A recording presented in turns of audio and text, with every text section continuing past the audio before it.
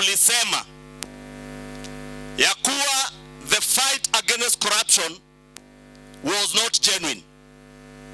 Wakasema hawa wachana nao, wanapigana na vita dhidi ya ufisadi.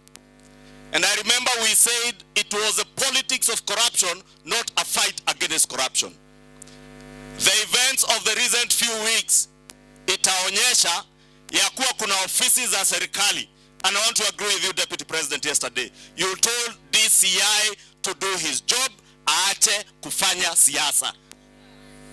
Na sio DCI peke yake, hata sponsors weke kwa ofisi ya rais.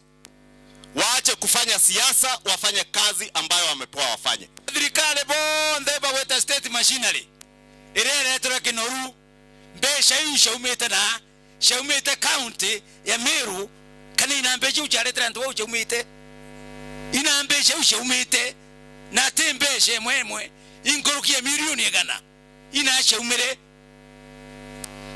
inashaumite cha kuleta ntu ende bokara ya mantu corruption awe corruption igengorukia eu wacha basi tulete boss.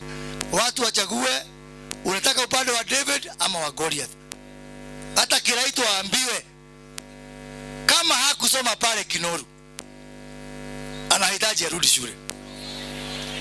Ni kweli ama si kweli? Yeye ndiye alikuwa mwalimu wangu wa kisiasa. Lakini mzee Kiraitu, sababu mimi nakuheshimu kama mwalimu wangu, jamani, wacha kutembea ile njia ambao wananchi wako wamekataa. Ati sasa yeye ameambiwa ataondoa mamba kwa hiyo bahari.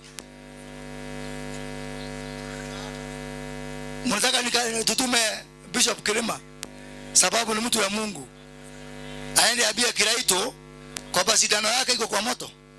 Hebu nionyeshe kwa mkono wale wanabia Kiraitu shindano yake iko kwa moto. Na wale wengine wote ambao wanafikiria kuna middle ground, there is no middle ground. Either wewe ni wa Daudi ama ni wa Goliath, si ndio? Kwa hivyo Mheshimiwa Rahim pia ambiwa hivyo hivyo. Yanaiwa Kilima, wewe Rahim shindano yake eliko Maka Maole, hiyo ni aliyekuwa wakati mmoja. Huyo ni former MP for Igembe North. Huwezi kumtaja.